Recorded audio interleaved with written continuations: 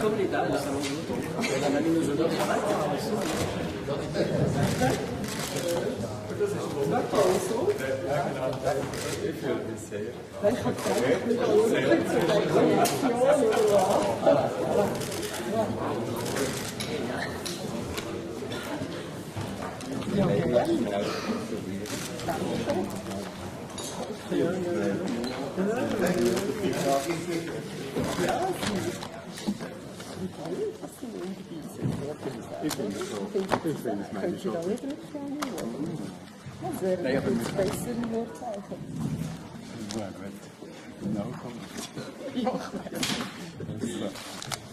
Madame la Vice-Présidente, Monsieur le Conseiller fédéral, Mesdames et Messieurs, je vous souhaite la bienvenue à cette conférence de presse. Le 7 mars 2010, les citoyennes et les citoyens seront appelés à voter notamment sur les deux sujets suivants, une modification de la loi fédérale sur la prévoyance professionnelle vieillesse, survivant et invalidité, le taux de conversion minimal, et sur l'arrêté fédéral relatif à un article constitutionnel concernant la recherche sur l'être humain. Ce matin, le Conseil fédéral lance donc la campagne sur ces deux sujets. Je vous signale que sur le troisième sujet, l'initiative populaire contre les mauvais traitements envers les animaux et pour une meilleure protection juridique de ces derniers, ce sujet fera l'objet d'une conférence de presse la semaine prochaine à 10h30. Nous prendrons tout d'abord le premier sujet. Sur le premier sujet s'exprimera tout d'abord Monsieur le Conseiller fédéral Didier Burkhalter et Madame la Vice-Présidente. Nous prendrons une série de questions et nous passerons ensuite au deuxième sujet. Monsieur le Conseiller fédéral, vous avez la parole. Merci. Bonjour mesdames et messieurs. Donc tout d'abord cette votation sur le taux de conversion minimal LPP.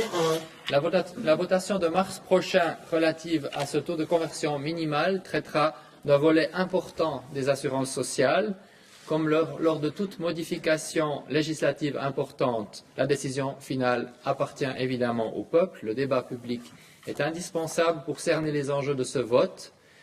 Pour juger des termes apparemment un peu techniques de cette loi, qui est importante, et c'est pourquoi le Conseil fédéral souhaite lancer suffisamment tôt la discussion, expliquer l'importance et la priorité d'une action résolue en faveur de la consolidation financière durable de notre système social. Si l'on veut une vraie sécurité sociale, alors il faut agir, sinon on passera peu à peu de la sécurité à l'insécurité. Dire oui dans exactement 3 mois, le 7 mars prochain, c'est jouer la carte de la sécurité sociale. Dire non, c'est jouer au casino, et même doublement, en mettant en jeu le financement en général des caisses de pension et en les poussant à une politique de placement risquée. Nous avons en Suisse, mesdames et messieurs, un système de prévoyance vieillesse efficace, intelligent et stable que beaucoup de pays nous envient. Il est efficace parce qu'il a permis d'éradiquer quasiment la pauvreté, le dénouement à l'âge de la vieillesse. Il est bien conçu parce qu'il allie d'un côté solidarité et engagement collectif, et puis de l'autre prévoyance individuelle et responsabilité personnelle. Et enfin, il est stable parce qu'il ne repose pas sur un seul pilier, mais sur 3, l'AVS, la prévoyance professionnelle et la prévoyance individuelle. Chacun de ceux-ci a ses avantages propres et est adapté régulièrement pour tenir compte de l'évolution. L'enjeu de la votation du 7 mars 2010, c'est précisément cette adaptation pour la stabilité du deuxième de ces 3 piliers, c'est-à-dire la prévoyance professionnelle. Nous devons nous prononcer sur les rentes que nos caisses de pension doivent verser et sur le moyen de les financer. Si l'on reprend les piliers, mais les 2 plus importants, les 2 premiers piliers qui doivent être particulièrement forts, on a donc l'AVS, le premier pilier qui fonctionne selon un système de répartition avec la solidarité entre les actifs et les rentiers, avec aussi des enjeux d'évolution très importants, évidemment, surtout sur le plan de la démographie. Et puis on a la prévoyance professionnelle, le second pilier, qui est lui basé sur la capitalisation des avoirs. Revenons sur ce deuxième pilier. Pendant leur vie active, les assurés constituent progressivement un avoir de vieillesse au moyen de cotisations sur leur salaire et d'intérêts progressifs sur le capital qu'ils ont épargné. Au moment de la retraite, l'avoir de vieillesse est soit versé sous forme de capital, soit transformé en rente. S'il s'agit d'une rente, alors le montant de celle-ci versé annuellement est calculé au moyen du taux de conversion qui détermine le montant annuel de la rente, encore une fois, en pourcentage de l'avoir disponible. Par exemple, avec un taux de conversion de 6,4%, une personne qui dispose d'un avoir de 100 000 francs touchera une rente de vieillesse de 6 400 francs par année. Le taux de conversion se base sur des hypothèses qui concernent en particulier l'espérance de vie et aussi l'évolution des marchés financiers. Son niveau dépend donc d'une part de la période durant laquelle la rente devra probablement être versée, donc de l'espérance de vie, et d'autre part du rendement prévu du capital jusqu'à l'ultime versement. Lorsque le régime obligatoire est entré en vigueur en 1985, le taux de conversion minimal s'élevait alors à 7,2%. Durant 20 ans, il est resté à ce niveau. Mais il y a eu des changements en ce qui concerne les deux facteurs sur lesquels il est fondé. Premièrement, les rendements des marchés financiers ne sont plus aussi élevés, si bien que les fonds accumulés s'épuisent plus vite qu'auparavant après le départ à la retraite. Deuxièmement, l'espérance de vie ayant augmenté continuellement et nettement, la consommation du capital de vieillesse doit être moins rapide et s'étendre sur une plus longue période. En effet, il s'est produit un changement fondamental dans le sens où notre société a passé de 3 à 4 générations. Nous devons tenir compte de cette évolution pour toutes les assurances sociales et réagir. Ici, cela veut dire que nous devons adapter précisément ce taux de conversion minimal. On peut illustrer cela par une image. Le capital de prévoyance récolté pendant toute la vie professionnelle est en fait un peu comme un repas. Il s'agit de le couper en tranches, les tranches représentant les rentes. Si lors du repas, les convives, qui symbolisent ici plutôt le nombre de rentes, sont soudainement plus nombreux que prévu à l'origine, alors le capital repas reste certes le même, mais les tranches doivent être plus nombreuses, donc plus fines. Si nous ne procédons pas à cette adaptation du taux de conversion minimal pour calculer les tranches, eh bien, il risque d'y avoir un déséquilibre entre les revenus et les dépenses des caisses de pension, ce qui peut avoir un impact sur le versement des rentes et mettre en danger la stabilité de tout le système de prévoyance. Une adaptation du taux de conversion minimal est donc nécessaire afin de renforcer la sécurité des rentes. Il y a une dizaine d'années, le Parlement a déjà fait un pas dans la bonne direction en révisant une première fois la loi. Les nouvelles dispositions entrées en vigueur au début de l'année 2005 sont appliquées par étapes. Le taux de conversion minimal, qui, je rappelle, s'élevait à 7,2% à l'origine, est progressivement adapté pour atteindre 6,8% en 2014. Il s'est cependant avéré assez vite que ce premier pas ne suffirait pas pour garantir l'équilibre financier du deuxième pilier. On avait une nouvelle fois sous-estimé l'augmentation de l'espérance de vie, tandis qu'on avait surévalué les rendements des marchés financiers. Selon les derniers chiffres des caisses de pension, l'espérance de vie d'un rentier qui partira à la retraite en 2015 ne sera plus de l'ordre de 18,7 ou 18,8, mais elle sera plutôt de 20,4 ans en 2015. Et cela fait donc près de 2 années de rente de plus à financer dans le deuxième pilier. S'y ajoutent encore, mesdames et messieurs, les années durant lesquelles des survivants peuvent avoir aussi droit à une rente. Une caisse de pension ne peut faire face par elle-même à cette plus longue période de versement des rentes que si elle obtient un rendement durable d'environ 5% par an sur le marché des capitaux. Or, on ne peut plus attendre de telles performances depuis longtemps. Depuis une dizaine d'années, le rendement des placements peu risqués, comme les obligations de la Confédération, ne dépasse pas les 3% environ. Il est ainsi impossible d'obtenir le rendement nécessaire avec des placements sûrs ou au moins très peu risqués. Nous voulons donc que les caisses de pension versent des rentes garanties, quoi qu'il arrive, mais en même temps, si on ne fait rien, elles sont poussées, les caisses de pension, à spéculer avec le capital de vieillesse des assurés pour obtenir les rendements requis. Et là, il y a une contradiction manifeste. Il faut choisir la sécurité ou le casino. C'est pourquoi le Parlement a décidé d'agir, d'adapter une nouvelle fois le taux de conversion minimale pour le faire passer de 6,8 à 6,4% en l'espace de 5 ans. Un référendum a donc été lancé contre ces décisions, d'où la votation le 7 mars prochain. Il faut le rappeler ici, les rentes en cours ne sont pas touchées par l'adaptation du taux de conversion, donc les rentes en cours ne sont pas concernées. Celui-ci, le taux de conversion, n'est en effet appliqué qu'une seule fois, soit lorsque la rente est échue. Par la suite, le montant de la rente est garanti et n'est pas réduit jusqu'au décès de l'assuré et au-delà encore, comme nous l'avons dit, pour ses proches qui peuvent percevoir des rentes de veuves ou d'orphelins. Le danger pour les rentes en cours ne vient donc pas d'une adaptation du taux de conversion, mais bien plutôt du référendum et du statu quo qui en résulterait si on soutenait les référendaires. En effet, si le taux de conversion reste trop élevé, à plus ou moins brève échéance, les institutions de prévoyance ne parviendront plus à équilibrer leurs comptes, car elles devront payer les rentes en cours en utilisant une partie des cotisations versées par les assurés actifs, ce qui est contraire même au principe du deuxième pilier. Or, il faudrait placer l'intégralité de ces cotisations pour garantir la retraite des assurés. Elles devraient donc verser durablement des rentes à crédit. Dans le pire des scénarios, elles seraient donc bientôt obligées d'assainir leurs comptes si les rentes versées sont trop élevées. Parce qu'on a adopté cette politique de court terme, eh bien ce sera aux assurés d'en faire les frais. Ils devront verser durablement des cotisations trop élevées ou par la suite contribuer à l'assainissement de leur caisse de pension. Cela signifie qu'une partie supplémentaire des sommes versées par les jeunes actifs serait redistribuée aux rentiers, ce qui n'est pas souhaitable pour 2 raisons au moins. La première raison de fond est liée au système des 3 piliers de la prévoyance vieillesse qui a fait encore une fois ses preuves. Le premier pilier, l'AVS, fonctionne selon le principe de solidarité car les versements des jeunes sont transférés directement aux personnes à la retraite. La prévoyance professionnelle, en revanche, c'est une assurance d'épargne dans laquelle les assurés et leurs employeurs versent des cotisations. Les différences entre le premier et le deuxième pilier sont bienvenues parce que les risques entre les 2 formes de prévoyance se compensent mutuellement. Le risque lié à la répartition dans l'AVS est celui auquel est soumise l'épargne dans la prévoyance professionnelle. Nous ne devrions pas toucher à ces principes-là, qui sont un des éléments fondamentaux de la stabilité du système suisse. Une deuxième raison s'oppose à une répartition plus large dans la prévoyance professionnelle, il faut le dire clairement. Il est plus vrai de dire que la majorité des personnes âgées sont des pauvres qu'il faut aider. En fait, les jeunes actifs risquent désormais beaucoup plus de tomber dans la pauvreté que les personnes qui partiront bientôt à la retraite et seront directement concernées par l'adaptation du taux de conversion.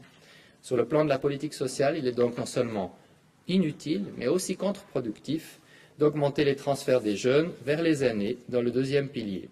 Le deuxième pilier est indispensable pour assurer le niveau de vie des personnes âgées, mais il ne doit pas affaiblir les jeunes familles. Par ailleurs, aucune base constitutionnelle ne légitime de nouveaux transferts. La Constitution fédérale demande en effet que le premier et le deuxième pilier, quand on les cumule, permettent aux personnes de maintenir de façon appropriée leur niveau de vie intérieur. Ce but est atteint lorsque les rentes de l'AVS et celles de la caisse de pension atteignent environ 60% du dernier salaire, et ce sera aussi le cas si le taux de conversion est adapté à 6,4%. L'adaptation du taux de conversion minimal est donc une mesure bien conçue, intelligente et efficace qui contribue au maintien de l'équilibre financier du deuxième pilier, qui aide à pérenniser le système suisse de prévoyance vieillesse, l'ensemble de l'édifice, qui empêche que la population active et l'économie ne soient davantage et par trop soumises à contribution, qui préserve les droits légitimes des retraités, puisque les rentes actuelles, encore une fois, ne sont pas concernées par l'adaptation, mais elles sont au contraire mieux garanties si le système est ainsi consolidé. Voilà pourquoi aussi bien les rentiers que les actifs ont intérêt à une telle adaptation, et il s'agit vraiment d'une votation, au fond, sur la sécurité sociale au sens premier du terme. Merci, Monsieur le Conseiller fédéral. Madame la Vice-présidente, je vous en prie. Ja, Herr Bundesrat, Herr Vizekanzler, meine sehr verehrten Damen und Herren, ich bin hier, Herrn Bundesrat Burkhalter zu unterstützen, weil diese Abstimmung von großer, auch wirtschaftspolitischer Bedeutung ist. Es gibt gute Gründe, jetzt diesen Mindestzinssatz zu senken. Wenn wir das nicht tun, laufen wir Gefahr, dass eben auch die wirtschaftliche Prosperität unseres Landes gefährdet wird. Warum also muss dieser Mindestumwandlungssatz gesenkt werden? Kollege Burkhalter hat schon dargelegt, dass die berufliche Vorsorge nach dem Prinzip der Ersparnis funktioniert. Die Renten müssen so festgesetzt werden, dass das im Laufe des Berufslebens akkumulierte, angesparte Kapital samt Zinsen dann für die Rente ausreicht. Dabei spielt die Lebenserwartung natürlich eine zentrale Rolle. Als wir 1985 das Obligatorium der zweiten Säule einführten, betrug die Lebenserwartung eines 65-jährigen Mannes rund 15 Jahre. Inzwischen sind es knapp 19 Jahre. Wer also mit 65 in Rente geht, wird im Schnitt fast 84-jährig. Bei den Frauen hat die Lebenserwartung von 1985 von rund 19 auf fast 22 Jahre zugenommen. Und wir werden damit rechnen dürfen, dass bis 2020 die Lebenserwartung von beiden Geschlechtern voraussichtlich nochmals um 1 Jahr ansteigt. Das heißt also, das bisher akkumulierte Kapital muss aufgrund dieser Lebenserwartung für eine längere Zeit ausreichen. Das ist an sich schön, dass wir länger älter werden, dass wir auch gesund älter werden, aber eben aus Sicht der zweiten Säule bedeutet es natürlich, wir haben ein Problem, weil das angesparte Guthaben nicht konzipiert ist für die heutige Lebenserwartung. Ohne Anpassung verteilen wir deshalb Kapital, das nicht vorhanden ist. Wir verteilen also quasi Renten auf Pump. Neben der Lebenserwartung beeinflusst ein zweites Element die Höhe der Rente und das ist der Zinssatz.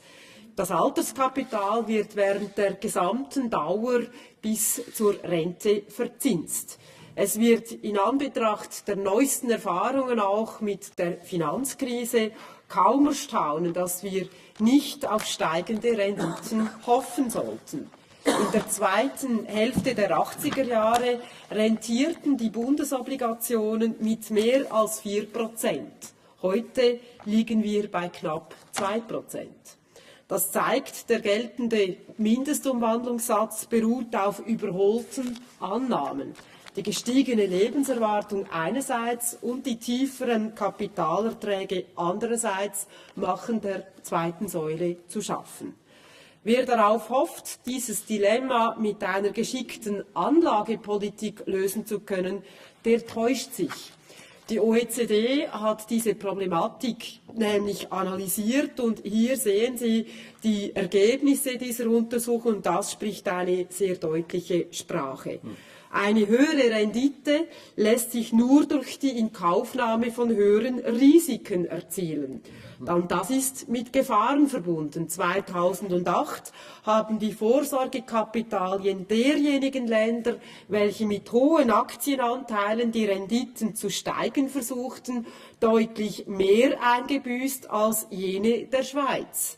Während die Schweizer Vorsorgeunternehmen rund 10% des Kapitals einbüßten, betrugen die Verluste laut OECD in Australien und den USA über 25%.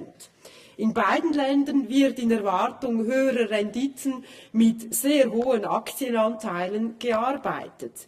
Irland erlitt sogar einen Verlust, Sie sehen das weit außen, von mehr als 35%.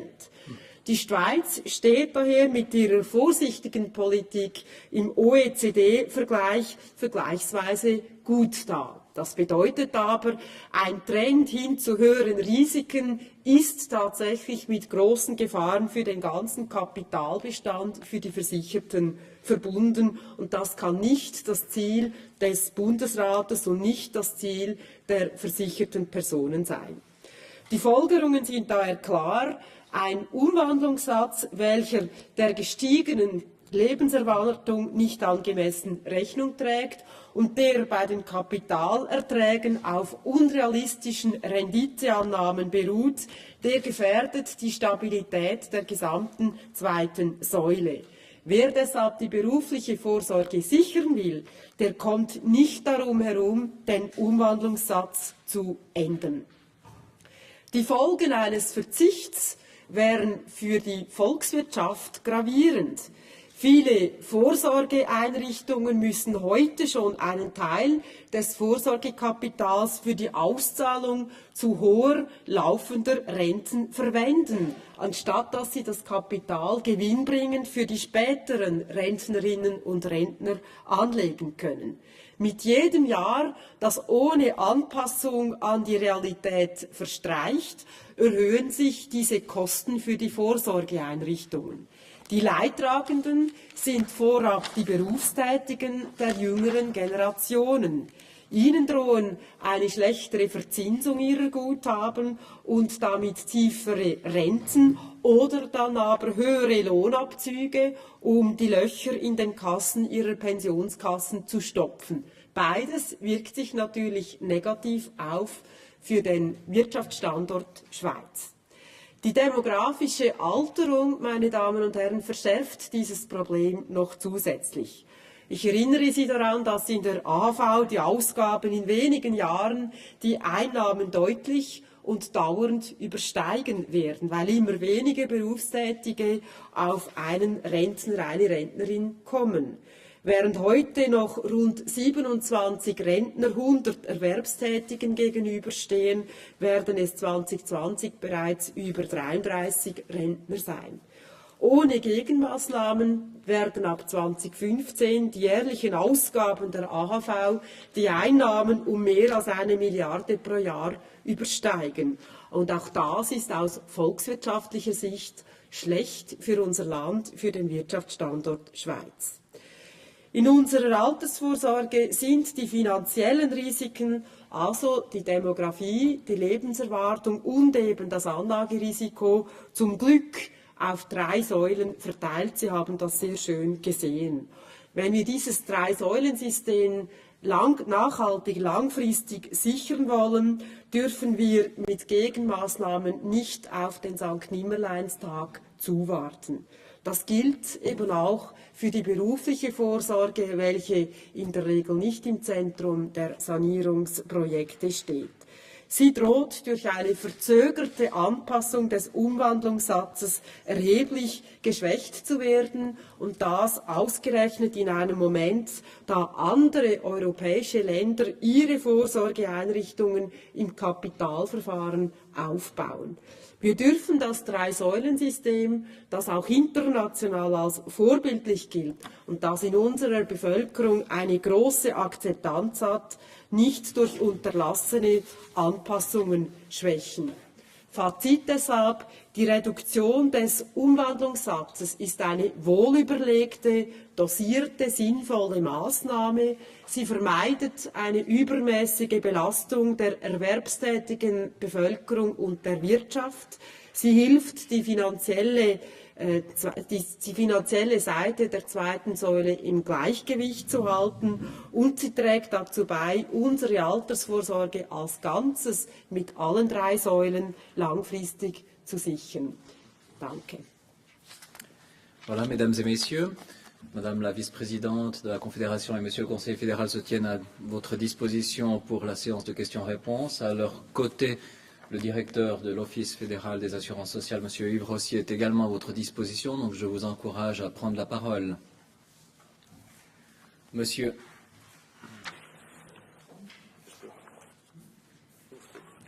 Herr Burkhalter, wir haben ja 2 Welten in der Pensionskassen, in der beruflichen Vorsorge. Wir haben ja Versicherungen und wir haben autonome Pensionskassen. Und die Versicherungen haben ja strengere Auflagen. Und für die Versicherung ist es da auch schwieriger, die gleichen Renditen zu erzielen wie die autonomen Pensionskassen. Ist es vor diesem Hintergrund richtig, dass für die Versicherungen und für die autonomen Pensionskassen der gleiche minimale Umwandlungssatz gilt? Oui, de manière générale, peut-être, et peut-être M. Rossier pourra donner des éléments un peu plus techniques, mais de manière générale, je pense en effet que c'est juste parce qu'il faut voir la problématique dans l'évolution globale de notre société. C'est vrai qu'il y a des différences que vous avez mentionnées, c'est tout à fait juste, mais si vous regardez l'évolution de manière globale, vous avez véritablement maintenant la situation politique suivante, la société évolue, et si elle évolue, on doit pouvoir s'y adapter. Et dans ce sens-là, ce taux de conversion qui est un taux de conversion minimal, qui n'est pas un taux de conversion qu'il faut absolument appliquer dans tous les cas, mais qui doit être tout simplement considéré comme un minimum, eh bien peut être appliqué, je crois, de manière générale. Monsieur Rossi, vous voulez ajouter quelque chose? Merci, Herr Konseifederal. Na, Herr Schattler, es gibt tatsächlich zwei Welten, aber es gibt nur ein Spiel. Es sind die Regeln des BVG sind für die Pensionskassen gedacht und sie nehmen die Interessen der Pensionskassen wahr. Die Versicherer sind ja tätig in der zweiten Säule, aber man spielt gemäß den Regeln des BVG, also der Regel der Pensionskasse. Wie wenn die All Blacks Fußball spielen, müssen sie aber Fußball spielen, sie dürfen schon. Also diese Anpassung ist bemessen an die Situation der Pensionskassen einzig und allein. Und es könnte sein, dass wir reden ja von einem Mindestansatz, wie Herr Buchhalter gesagt hat. Es mag wohl sein, dass hier und eine Pensionskasse, sogar viele noch heute, die eine gute Strukturrisiko haben, einen höheren Umwandlungssatz tun. Das ist absolut korrekt. Aber es gibt eine Mindestgarantie und diese Mindestgarantie berücksichtigt die Interessen der Pensionskassen allein. Merci. D'autres questions? N'y aurait-il pas d'autres questions? Si, madame. On est d'accord, ça concerne les gens qui partiraient à la retraite aux environs de 2016. Enfin, ça va dépendre si la loi entre en vigueur, mais ce serait grosso modo les gens qui sont à la retraite à partir de 2016. Bon, c'est une adaptation progressive. Déjà maintenant, on est dans une adaptation progressive, puisqu'on passe progressivement de 7,2% à 6,8%. Si la proposition qui est faite maintenant est aussi acceptée, on passera encore de 6,8 à 6,4. Et c'est en 2016 qu'on sera à 6,4. Mais on descend progressivement par la suite. Donc ça concerne en fait un mouvement qui est en cours et qui doit être poursuivi. Et c'est en fait une nouvelle étape qui est proposée ici. Mais les rentes actuelles, celles qui sont déjà versées maintenant, ne changent pas. Ça, c'est l'élément peut-être qui est parfois pas compris. Donc, une fois que la rente est donnée, et après aussi, parce qu'il faudra peut-être encore s'adapter à l'avenir. Le monde ne va pas s'arrêter en 2016, espérons-le. Et il y aura donc encore beaucoup d'autres adaptations. Mais de manière générale, les rentes qui sont données, dès qu'elles sont données, sont garanties. Donc, celles qui sont actuellement versées ne voient pas une modification. En revanche, les futures, chaque année, elles sont adaptées en fonction du taux de conversion qui prévaudra. Et ce taux de conversion dans le détail est fixé, si je ne m'abuse, dans le cadre des ordonnances. Mais la loi prévoit 6,4% en 2016. Merci. Mais encore une fois, taux minimal. Il s'agit du taux de conversion minimal, donc on peut faire plus. Encore une fois, si les caisses de pension vont très bien, elles pourront toujours faire plus. Mais le taux de conversion minimal permet, encore une fois, de donner un niveau de garantie pour assurer que le système reste sûr, solide et qu'il ne pousse pas en particulier les caisses de pension à prendre des risques exagérés, disproportionnés, notamment dans leur politique de placement. Monsieur Jeannera, Justement, dans cet ordre d'idée, au cas où l'option avait été prise de faire en sorte que toutes les rentes soient adaptées, quel taux en fait serait acceptable? Quel taux, si on fait 6,4 pour toutes les nouvelles, si tout était diminué, quel taux serait nécessaire? Bon, de toute façon, ce taux dépend d'une série d'hypothèses. Si on fait des hypothèses un peu moins positives, on pourrait même dire que 6,4% est peut-être même pas encore suffisant. Mais en effet, si on admettait que le principe était maintenant de baisser le taux de conversion pour tous, y compris les rentes en cours, alors j'imagine qu'on pourrait arriver à un chiffre assez différent, mais je ne peux vraiment pas vous sortir comme ça. Je ne sais pas si vous pouvez répondre à cette question. Mais moi, j'aimerais surtout dire du point de vue politique qu'il n'est justement pas question de toucher les rentes en cours. Donc, c'est une question qui me paraît un peu théorique. Que les rentes en cours ne sont pas touchées. Ce sont les nouvelles rentes qui sont concernées par le taux de conversion. Je ne sais pas si vous voulez compléter. Je ne sais pas si un calcul a été fait sur ce sujet. Monsieur Jean, je crois que la question que vous posez ne se pose même pas. Et puis, je vais essayer de vous dire pourquoi. Au moment, le taux de conversion, on l'applique une seule fois, c'est le jour où vous partez à la retraite. À ce moment-là, on fait le calcul, l'argent est placé pour vous et votre rente est calculée à ce moment-là. Donc vous n'avez pas un taux de conversion global pour l'ensemble de votre caisse de pension. C'est impossible à faire parce qu'il y a des structures différentes sur les caisses de pension, des âges de taux d'actifs, etc. Donc par définition, le taux de conversion, parce qu'on l'applique une seule fois en une seconde, la seconde qui précède votre départ à la retraite, à partir de ce moment-là, on ne touche plus. On peut adapter, par exemple, au renchérissement si la caisse va bien, etc. Mais par définition, le taux de conversion, on l'applique une fois. Donc vous ne pouvez pas revenir en arrière pour défaire les investissements que vous avez faits pour les gens qui sont partis à la retraite il y a 10 ans. Ça n'a pas de sens. Donc ça se fait par étapes. Le risque qu'il y a, c'est ce qu'a dit le conseiller fédéral Burkhalter avant, c'est que si l'argent ne suffit plus pour couvrir cela, alors c'est la caisse elle-même qui est en danger. Et c'est le seul cas dans lequel on baisse les rentes en Suisse, c'est quand une caisse fait faillite. Sinon, on ne les touche pas. Donc ça veut dire que si on ne bouge pas ou si on décide de rien faire, en fait, on met en danger les rentes actuelles. D'autres questions sur ce sujet? Madame Morat, je vous en prie. Pardon, mais j'en ai encore une. Vous dites c'est le taux minimal, 6,4%. Qui décidera, au cas où les rendements des marchés redeviennent comme à la belle époque, qui décidera de relever ce taux? Les caisses elles-mêmes. Donc la loi fixe le cadre. Après, les caisses de pension elles-mêmes peuvent décider si elles... ça dépend de leur situation financière. Simplement, ce qu'elle ne peut pas faire, c'est faire un taux de conversion minimal plus bas que le taux qui est proposé par la loi. Ça veut dire que politiquement, on n'a aucun moyen de pression sur les caisses pour faire augmenter, si les marchés vont bien, si les rendements sont bons, pour faire augmenter ce taux. Mais, enfin, j'ai l'impression que la question ne se pose pas non plus. Mais bon, mais c'est-à-dire que non, mais les caisses de pension sont là pour l'argent de leurs membres, donc elles n'ont aucun intérêt à faire une mauvaise politique à l'égard de leurs membres. C'est d'ailleurs pourquoi elles ne doivent pas prendre trop de risques dans les placements, parce qu'elles travaillent avec l'argent des assurés. Donc si leur situation le leur permet, elles pourront verser des rentes meilleures, et ce sera évidemment dans le cadre des organes de la Caisse que les décisions seront prises. Les pressions politiques, je crois que ce qu'il faut bien voir, l'enjeu, ce n'est pas tellement les pressions politiques pour qu'une caisse verse un peu mieux que l'autre. La règle et plutôt l'ambition de la politique ici, c'est de faire en sorte que le système soit solide et que les rentes puissent toujours être versées et qu'aucune caisse de pension se trouve en grave difficulté parce qu'on a mis un cadre qui est faux. Mais je crois que c'est ce cadre politique-là qui est décisif. Pour le reste, les caisses de pension font à l'intérieur du cadre le mieux qu'elles peuvent. Et si elles peuvent verser plus, elles le feront.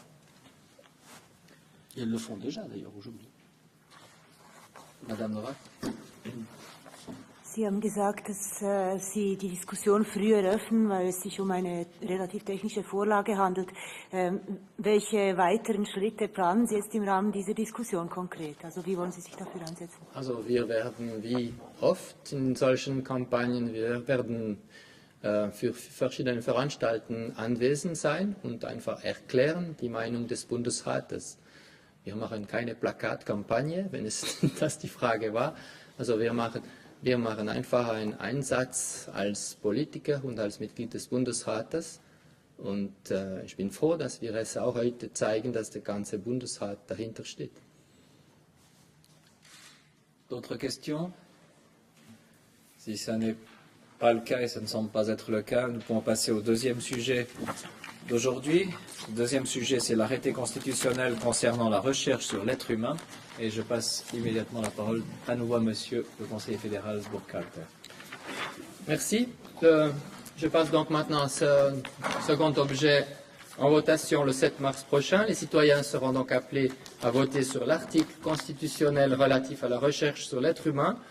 L'enjeu ici en une phrase, c'est en gros de marier la recherche et la dignité, donc je dirais une tâche fondamentale et une valeur fondamentale. La votation porte exclusivement sur cet article constitutionnel et non pas sur la loi relative à la recherche sur l'être humain.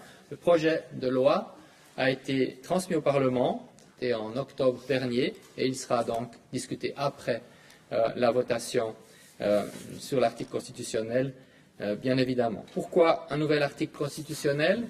La recherche sur l'être humain fait depuis longtemps partie du quotidien des hautes écoles, des hôpitaux et de l'industrie suisse. La recherche vise en général à obtenir de nouvelles connaissances qui pourront être utilisées pour le bien-être de notre société. La recherche a une importance centrale pour le progrès. La médecine, par exemple, est constamment à la recherche, si l'on peut dire ainsi, de nouvelles connaissances afin de mieux appréhender les maladies les traiter ou, dans le meilleur des cas, les empêcher.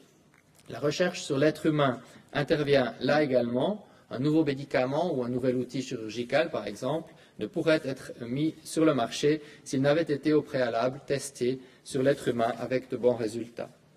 La nécessité d'un article constitutionnel signifie-t-elle que la recherche sur l'être humain ne serait pas réglementée, ne serait pas contrôlée en Suisse à l'heure actuelle? Bien évidemment, ce n'est pas le cas, mais cette réglementation actuelle, elle n'est ni exhaustive ni harmonisée. Il existe au niveau fédéral des lois qui règlent partiellement la recherche sur l'être humain, par exemple pour ce qui concerne les essais cliniques menés sur des médicaments. Au niveau cantonal, il y a des prescriptions parfois, mais parfois il n'y en a pas du tout, ou alors elles sont très disparates. Globalement, en Suisse, la situation juridique concernant la recherche sur l'être humain est donc globalement elle est insatisfaisante. Le Parlement et le Conseil fédéral sont d'avis que cette situation doit changer, d'où l'article constitutionnel qui est en votation. Toutes les personnes devraient être protégées, toutes, de manière égale, par la législation. Il en va encore une fois de la dignité de l'être humain, quel que soit le canton, quel que soit donc le lieu où on réside, et quel que soit également le domaine régissant le projet de recherche auquel il participe, que ce soit la médecine, la biologie ou tout autre domaine. Le présent article constitutionnel met en place les conditions qui permettent à la Confédération de régler de manière uniforme, à l'échelle nationale, toute la recherche sur l'être humain. L'entrée en vigueur de cet article constitutionnel implique évidemment, comme toujours, l'accord d'une majorité de la population et des cantons. Le Conseil fédéral et le Parlement sont convaincus que la recherche sur l'être humain est indispensable. Ils souhaitent lui donner un cadre clair et contraignant au niveau constitutionnel. J'aimerais vous présenter brièvement ce projet en détail. Il y a deux articles. L'article 1er de l'article constitutionnel établit la base nécessaire au Conseil fédéral pour édicter des lois relatives à la recherche sur l'être humain. L'alinéa 2 contient un cadre matériel délimitant un domaine important d'application, à savoir la recherche sur des personnes en biologie et en médecine. L'alinéa 1er de l'article constitutionnel fait obligation à la Confédération de légiférer sur la recherche sur l'être humain. Elle doit seulement édicter des prescriptions dans la mesure où la protection de la dignité humaine et la personnalité l'exigent. Donc c'est une possibilité d'intervenir. Cette garantie vaut aussi bien en biologie ou en médecine que dans tout autre domaine. C'est pour l'article 1er, le principe, c'est pour tous les domaines de la recherche. Et la protection vise les personnes vivantes ou décédées, les données personnelles, ainsi que le matériel biologique, les embryons et les fœtus d'origine humaine. L'alinéa 1er pose également le principe que la recherche ne doit pas être inutilement entravée et qu'il faut tenir compte de son rôle central pour la santé et pour la société. D'une part, les obstacles ne doivent pas s'opposer inutilement à la recherche comme des tracasseries bureaucratiques qui n'apportent aucun gain de sécurité pour l'être humain dans la recherche. D'autre part, les conditions pour la recherche doivent être exposées de telle sorte qu'une recherche utile pour la population puisse continuer. L'alinéa 2 de l'article constitutionnel est également très important. Il se réfère, contrairement à l'article 1er, à l'alinéa 1er, il se réfère seulement à la recherche sur des personnes vivantes dans deux spécialisations, la biologie et la médecine.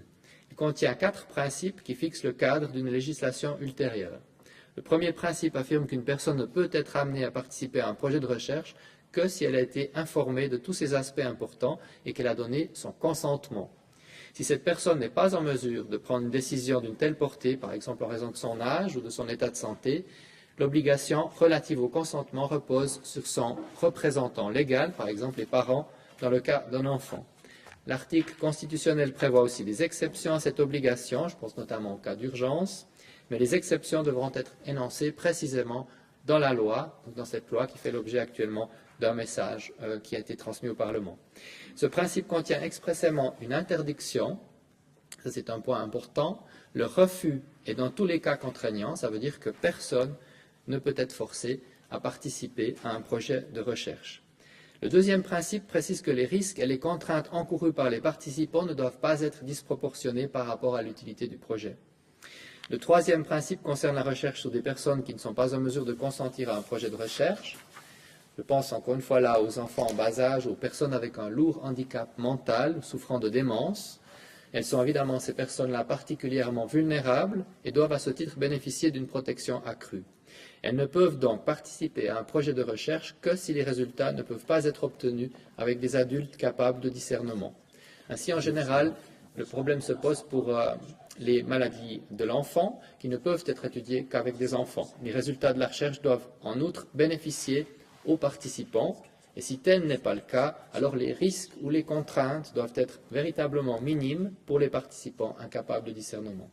Enfin, un quatrième et dernier principe, cela prescrit que tout projet de recherche doit être examiné par un organe indépendant, en général des commissions d'éthique.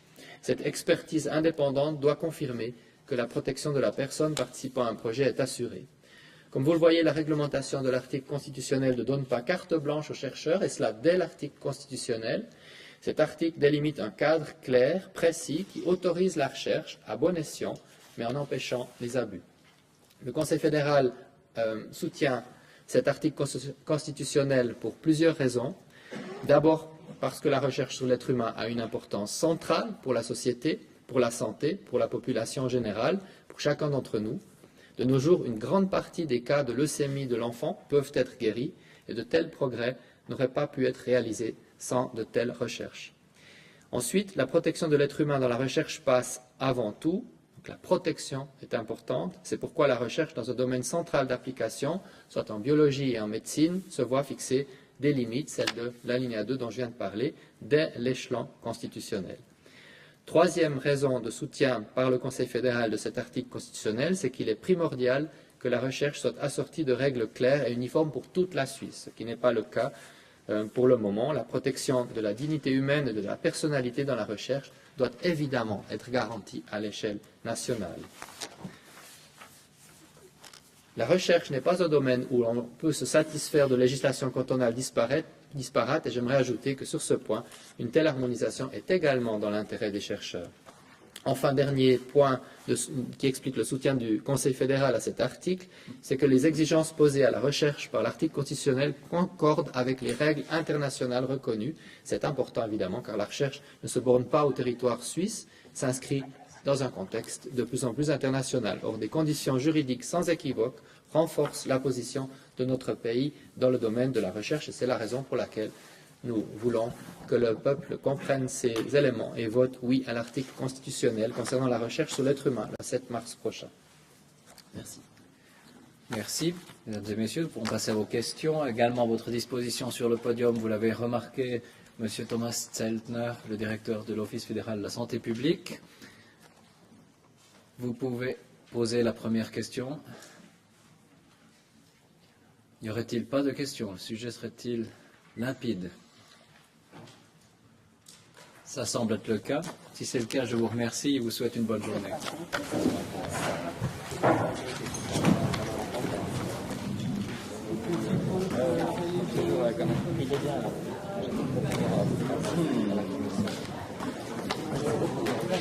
Bonne chance.